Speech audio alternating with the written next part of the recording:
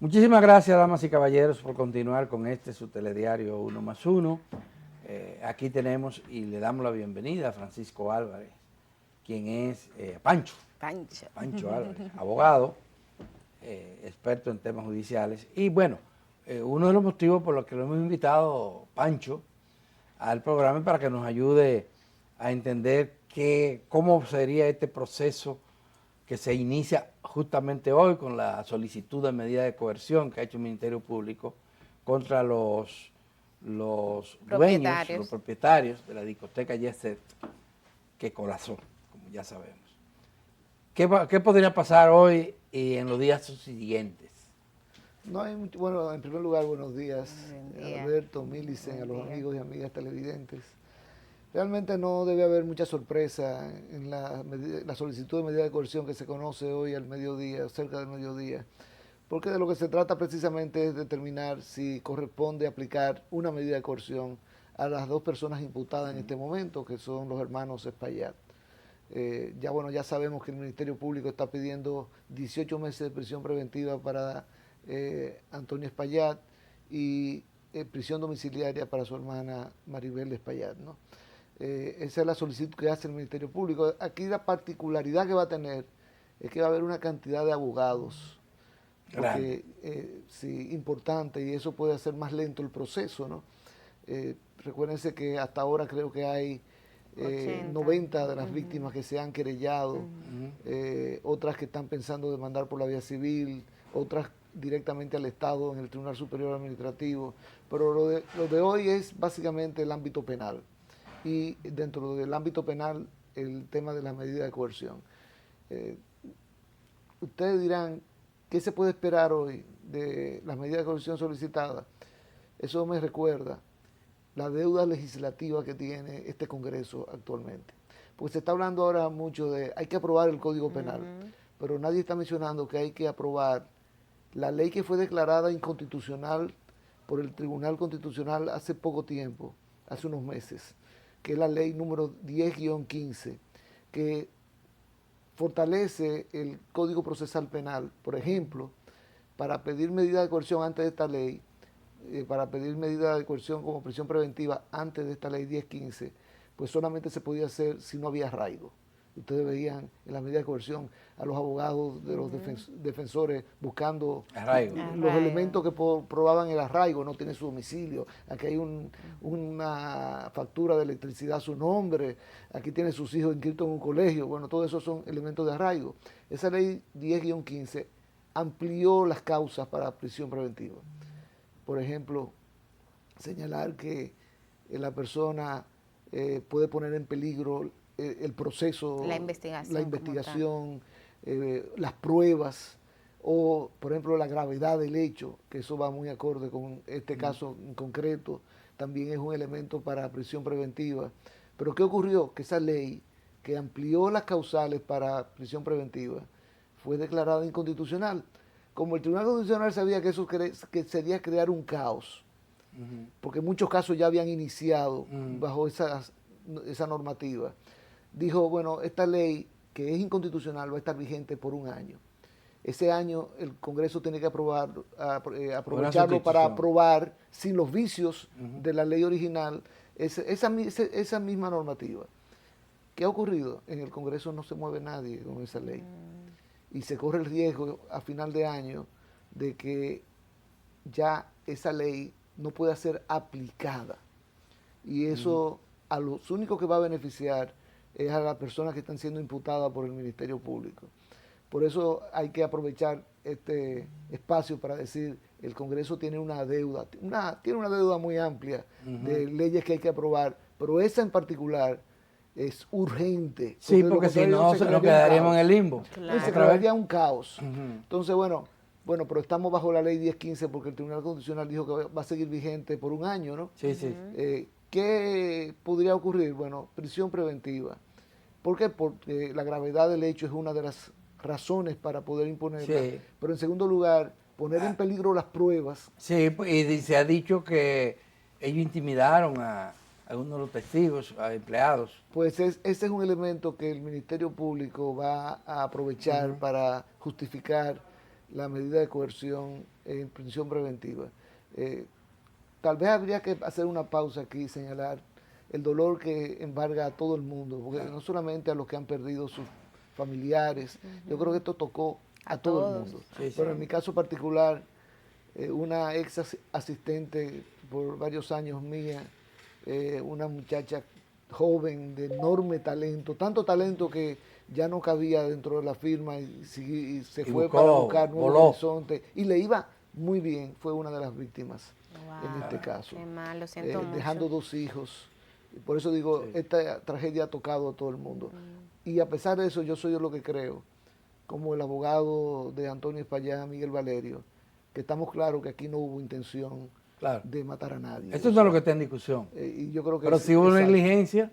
Y la negligencia va a ser utilizada, la gravedad de la negligencia, para medir la sanción penal.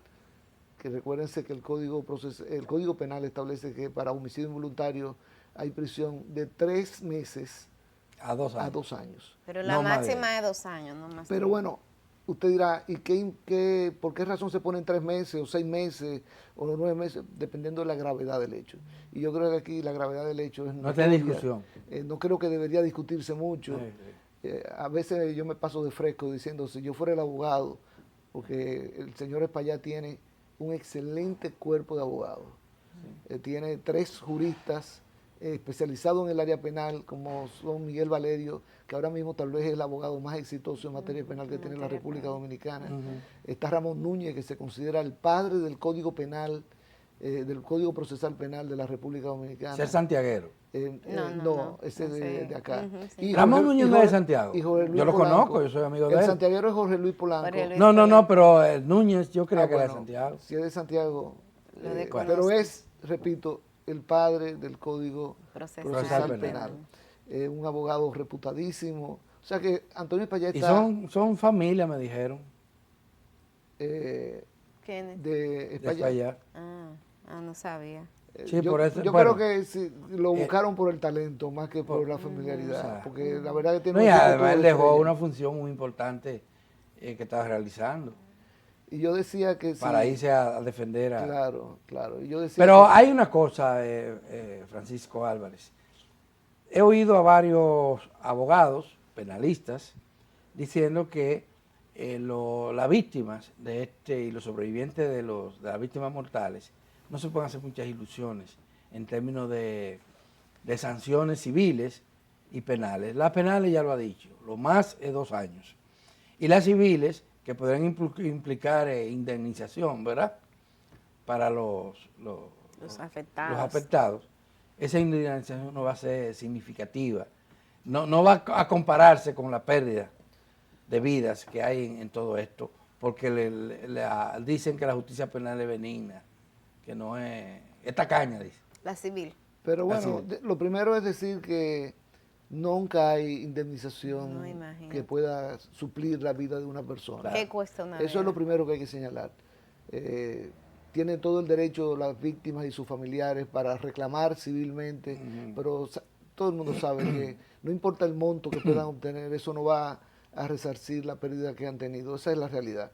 Ahora, yéndonos al tema de la indemnización, vi en estos días a una abogada de una de las víctimas señalar que no va a pedir prisión preventiva, que va a pedir garantía económica, pero la garantía económica que va a pedir es 300 millones de pesos. En otras palabras, si la otorgan, el señor Espaillá, para poder salir de la cárcel, tiene que depositar una fianza en efectivo, porque así dijo que le iba a pedir esa abogada, de 300 millones de pesos. Lo que anda buscando es, obviamente, una fuente de donde cobrar cuando llegue el momento, porque hay una regla de derecho que se va a discutir y se va a pelear muy fuertemente en este caso, que es que los accionistas de una compañía son responsables solamente hasta el monto de la inversión que han hecho en la compañía. Sí. Esa es la regla. Por eso ustedes ven que mucha gente constituye compañías, porque limita la responsabilidad del accionista. O sea, y no afecta el patrimonio personal de ese accionista, es solamente lo de la empresa. En principio, no. Y eso es lo que se va a discutir, porque yo he tenido casos donde hemos logrado levantar el velo corporativo, que es como se llama la figura. Velo corporativo. Quitar el velo corporativo para poder perseguir a los accionistas más allá de la inversión que han hecho en su empresa, ¿no? Levantar el velo corporativo no es algo que ocurre con frecuencia en República Dominicana. Pero ha ocurrido. Pero ha ocurrido. ¿Y eso no es jurisprudencia? No creo que haya llegado a la Suprema Corte de Justicia. Sí sé que ha ocurrido en tribunales de primer grado, de segundo grado. Bueno, pero son precedentes que se pudieran citar. Pero eso es algo que se va a discutir. Porque los abogados de las víctimas van a querer que el señor Espaillat responda con todos sus bienes. No solamente con lo que ha invertido en la empresa que era propietaria del Jet Set, sino más allá con todos los bienes que tiene. Y eso, repito, se va a discutir y va a haber que prestarle atención a ese punto en particular. Porque eso sí que sería un escándalo. Porque, ¿qué puede costar esa discoteca? Ya no, o sea, el solar es lo que va el solar. Un solar marcado por una tragedia. Por una tragedia. Claro. Eso sería un tema terrible, ¿verdad? Si se aplicara una decisión de esa naturaleza. Claro. Terrible porque la opinión pública no lo va a aceptar como, pero aquí, como válido. Y la opinión pública vale en esto. La regla que van a utilizar es: ¿comprometió su responsabilidad penal el señor Espaillat? Bueno, si la comprometió a título personal, no a través de una compañía, sino a título personal. La negligencia no es tanto de la compañía, es de la persona física, ¿no? Y de la compañía también, pero de la persona física. Y entonces a través de ese argumento van a tratar de alcanzar los bienes que están más allá de la compañía, que van a estar también a nombre de otras compañías, porque eso es lo que ocurre en República Dominicana todo el tiempo, ¿no? Eso no es algo extraordinario. Si de repente ven que el señor Espaillat no tiene más que acciones a su nombre y nunca un activo en particular, un carro no lo debe tener a su nombre, sino a nombre de una compañía. Todo eso para limitar la responsabilidad. Si usted tiene un vehículo y usted atropella a alguien, pues si el vehículo está a su nombre, usted es responsable directamente. Pero si el vehículo está a nombre de una compañía, la compañía es responsable. Pero si usted iba manejando el vehículo, ya usted es responsable personalmente y se puede ir más allá de la responsabilidad o del patrimonio de la compañía, sino a los bienes que usted tenía como persona física, aunque sean otras acciones de otras compañías que sí tienen los activos en particular, ¿no?, de esa persona. Pancho, este caso ha reavivado el debate en relación a la necesidad de aprobar el Código Penal. Si tuviéramos una versión más moderna de ese código, ¿qué impacto hubiese podido tener en este caso de Jet Set? Mira, uno de los temas que se ha discutido cuando se discute el Código Penal es el principio de cúmulo de pruebas, de penas. En Estados Unidos usted, viendo películas, se da cuenta de que condenaron a fulano de tal a 3 cadenas perpetuas. Bueno, porque mató a 3 personas y entonces le ponen una cadena perpetua por cada uno, ¿no? Y usted dirá, ¿y qué sentido tiene eso? Bueno, tiene el sentido de asegurar que no va a salir nunca de la cárcel, punto. Y eso ocurre en Estados Unidos y se quiere trasplantar ese modelo a República Dominicana, de que si lo traemos a este caso en particular sería 236 víctimas, serían 236 penas. Que solamente es hasta 2 años. Bueno, no importa, 2 años, puede ser hasta 1 año. Y serían 236 años, o sea. Pero hay que tener mucho cuidado con este tipo de figuras en República Dominicana, porque aquí una sanción de 2 años de prisión es muy dura en República Dominicana. No es como en Estados Unidos o como en cualquier país europeo, donde hay un sistema carcelario moderno, donde se respeta, en la mayoría de los casos, no siempre, la dignidad de la persona privada de libertad. Aquí no ocurre eso. Por eso yo digo, esos 30 años que es pena máxima que existe en República Dominicana para el delito más grave.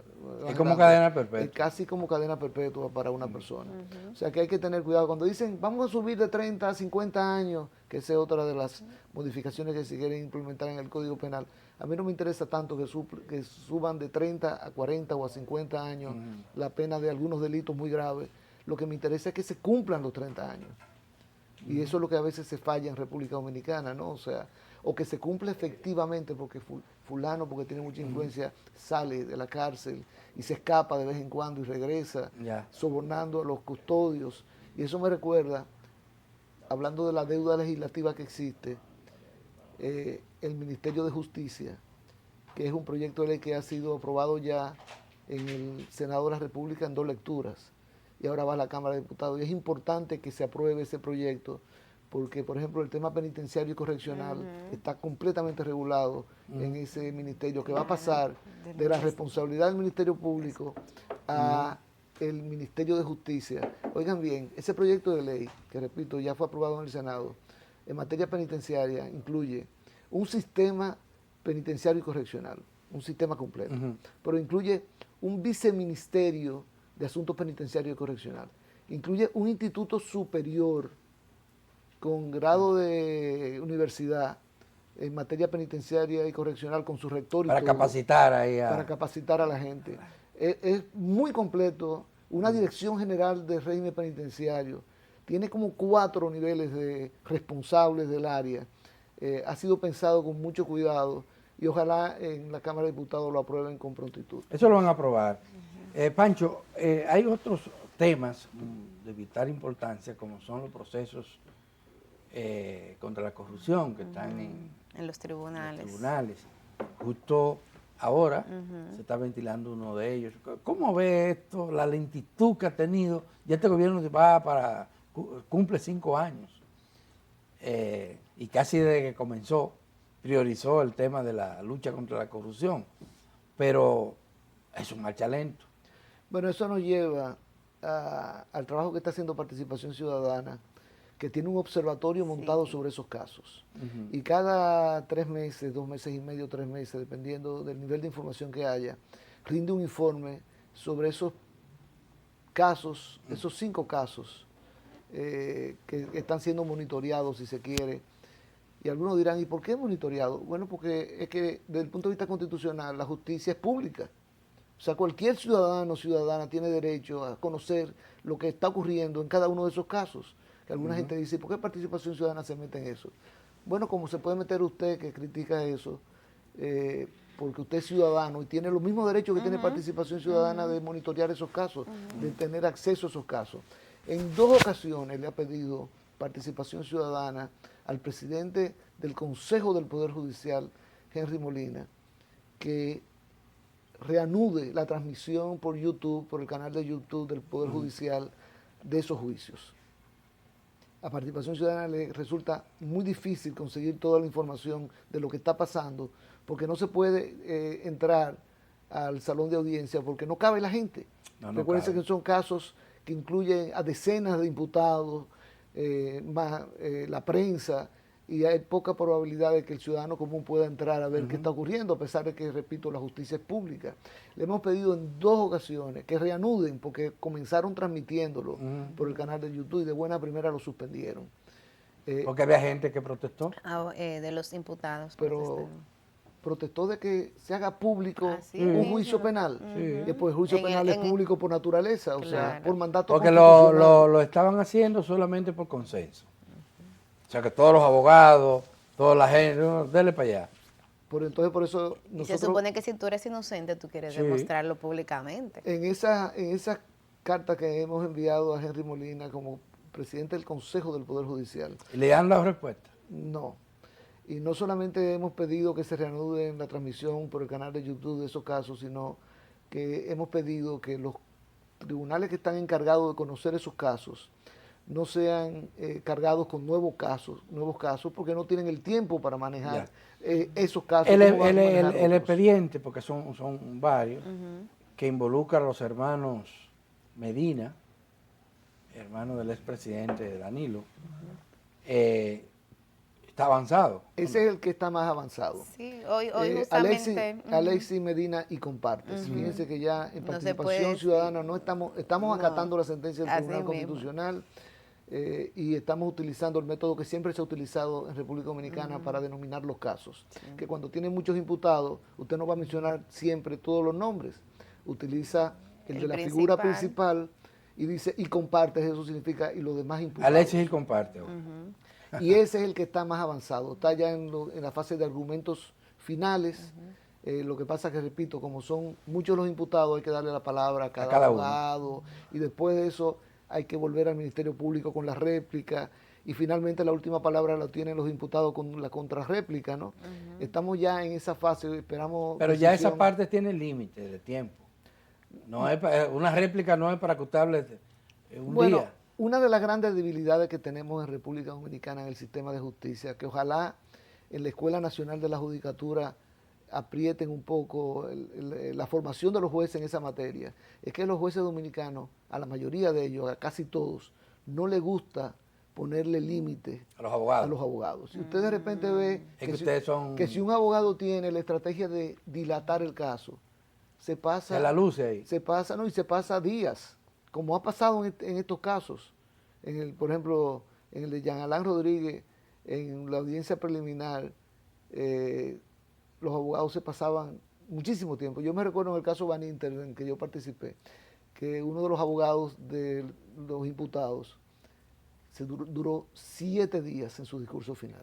7 días. 7 días. Una semana. Yo siempre he dicho, hay que llevar eso al libro de Guinness de récord, sí.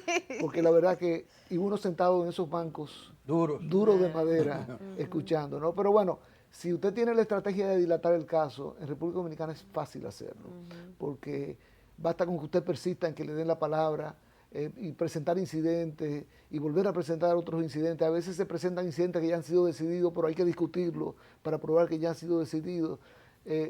La verdad es que esos casos avanzan con mucha lentitud. Por suerte. Y la responsabilidad, Pancho, de evitar eso son de los jueces y las juezas. Ahora mismo está en manos de los jueces. El control, después que pasa audiencia, ya cuando la acusación se va a conocer, y después en la audiencia de fondo, son los jueces que tienen el control de la audiencia y de los tiempos. Pero en el caso de Alexis, y comparte. Para usar se alineó rápido usted. Sí, ya estamos conociendo el juicio de fondo, estamos avanzando. Sí. Correcto, y esperamos decisión sobre el fondo en cuestión de 1 o 2 meses. Ay, todavía. Wow, yo pensaba que era 2 semanas más o menos. Bueno, 1 o 2 meses. Wow. Con suerte. Están celebrando 2 audiencias semanales. La mayoría de estos tribunales que conocen estos casos, nosotros hemos solicitado que sean más, pero los porque abogados, eso puede ser consecutivo. Pero los abogados se quejan. Inmediatamente le dicen, cuando un tribunal quiso que yo voy para San Pedro, más de 2 audiencias, dijo que ese no era el único caso que tenía y que tenía que atender otros casos y quería seguir sobreviviendo en la práctica profesional. Bueno, y los jueces complacen a los abogados diciendo no le vamos a poner más de 2 audiencias semanales. Pero se está conociendo sistemáticamente. ¿Y dónde está el peligro?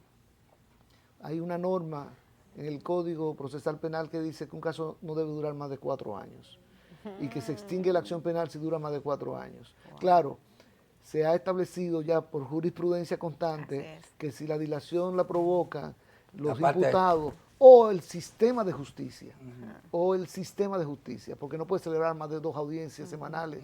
En Estados Unidos, cuando un caso, te van a fijar el inicio de conocimiento de un caso en Estados Unidos, se toman 6 meses, 7 meses, 8 meses para fijarlo.